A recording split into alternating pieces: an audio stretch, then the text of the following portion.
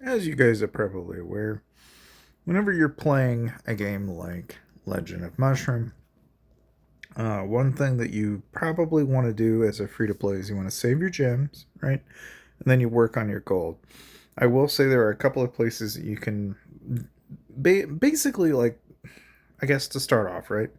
You have your lamp upgrades, right? This is primarily what's going to give you higher tier quality of loot, which is going to give you a lot of your core stats, right? And when you start off, I mean, honestly, I recommend getting like the staff and then get the helmet, but then stop short of getting the mask unless you absolutely need it. For me, for $10 was a little much. $6 is plenty.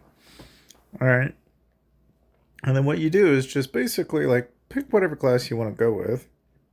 My particular case, I just basically rotated with going down the mage route, and then I went down the healer route. But again, each playstyle is going to play into whatever you're wanting to do. If you want like counter damage, you're probably going to play a berserker slash infantry. If you want to do combo damage, you're probably going to go down archer. And then if you're playing magic, it's like healer or your arcanists and your arcane DPS, anything like that. Now, the one thing that I will point out here is that if you are somebody that's trying to min max or trying to micromanage basically in this game, right? Main thing you want to do is pay very close attention to their skills, what their deploy effects are, because ultimately what you're going to be aiming to do here. And again, I got a couple of them. There's some pretty cool ones, like the Mecha Dragon, for example, for a pal, that's going to give you a crit damage bonus. You'll ride the Fortune Dragon. That gives you some skill rate and crit damage bonuses. The Azure Bird giving you attack speed. And, even like the Snail, which is dropping movement speed. I mean, there are obviously other options. Depending on what you get access to, you might get something that drops attack speed, increases base attack, skill damage. But you start to kind of see what is out there, right? And eventually you get into the world of legendaries, and you're going to ultimately want the things that are going to bonus plus benefit any one skill that you have or any one set of skills that you have. That is to say that, when you look at your skills, you've also got kind of a similar situation going on here. It's like you basically need to be looking at, what skills do you have possession of, what can you grab and utilize as a utility. Now, obviously, the higher tier of a skill, right, is going to be more favorable than a lower tier quality skill, right? It's no different with the pals, and obviously, as you increase and upgrade them, you're going to increase your HP, air attack, and your defense up a certain amount. Now, I will say that by the time you actually get access to this tab and you go down the tech part tree, you're going to basically get a good chunk of your stats out of this research tree. There's a stupid amount of stats in here, not to mention what you're going to get in terms of just extra loot, rewards, and what have you. I mean, you'd almost be silly not to be paying attention to that, as well as doing the prayer statue and making sure that you're actually doing your farms, because again, you're going to want the plants, you're going to want the loot. It all adds up. Now, one thing that I've always been praising people to do is join Dakanoth. If you want to come join me in the game, you're more than welcome to. Because again, I'm just playing the game and I'm just kind of enjoying the game for what it is. And to be honest with you, it's been a lot of fun. And again, if you want to join, I'm in server 147. And again, the guild is Dakashroom, or you can just add me. It doesn't matter either way. But again, the main loop, right, is you're gonna basically go and hit monsters, and a lot of your skills are gonna be like AOE based. You're gonna see like skills like Counter Strike and stun, skill crit, combo, stun and crit rate. A lot of your DPS is gonna be done. Typically, like whenever you're going into PvP battles and stuff like that, you're gonna be doing a lot of work in regards to probably wanting stuns and things that increase your crit rate. I've actually found that these two are really, really handy to have. So I'm using the demonic mask as well as the thunder collar kite because Thundercaller Kite's going to bring in a certain amount of DPS using active skills, which, summoning lightning, which is, pretty cool. Compared to lots of other skills that are available in here,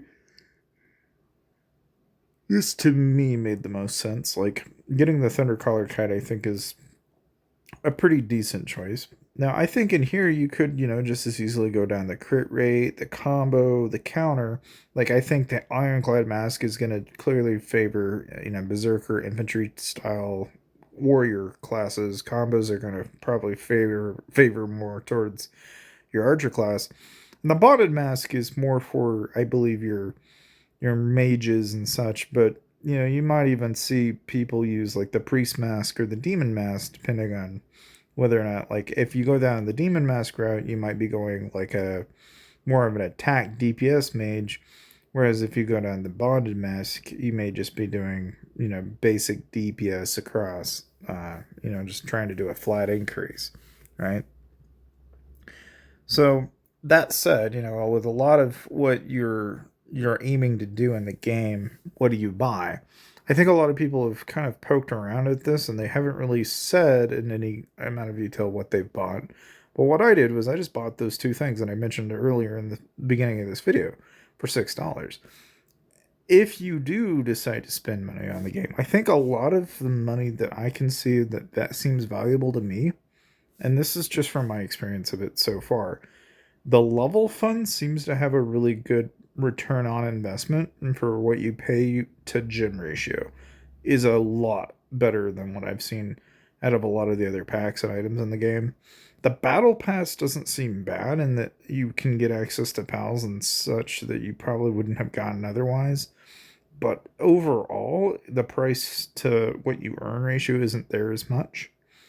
The happy farm is kind of more along the lines of if you were doing farming, but again, similar reason, I really don't think most people would bother with it.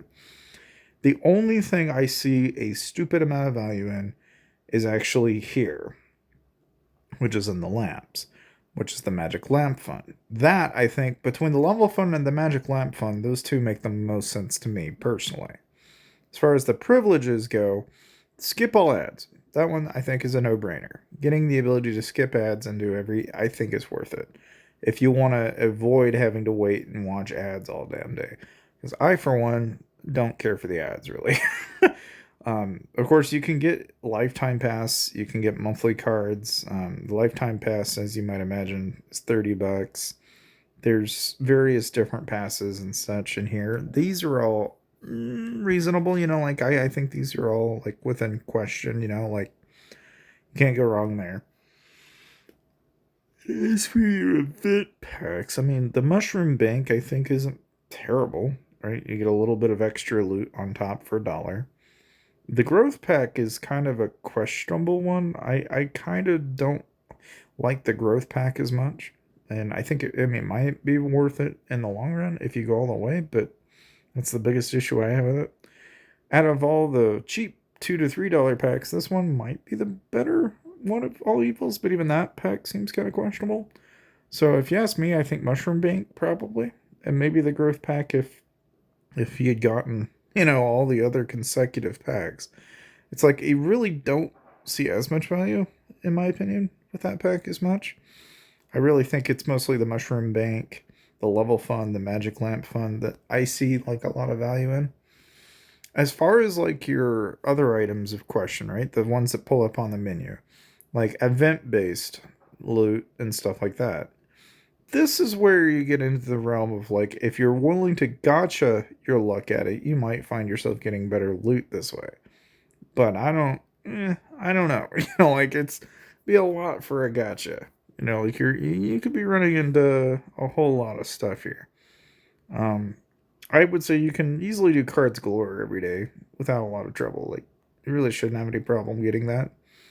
Which then kind of begs the question of whether you get brawl blitz or not, which is $10, and I don't know. I mean, is it worth it? But the only thing I thought was kind of cool was the laser sword. That's like maybe the only thing in here that I kind of thought, well, okay, that's a cosmetic. It's like maybe the more argument for it, right? Then of course, you have like some other individual $1 packs that come up from time to time, but none of them are as fascinating or as interesting. But anyway, those are my thoughts on what I've seen as far as packs go on A Legend of Mushroom. Let me know what you guys think in the comment section below, and I'll see you guys next time.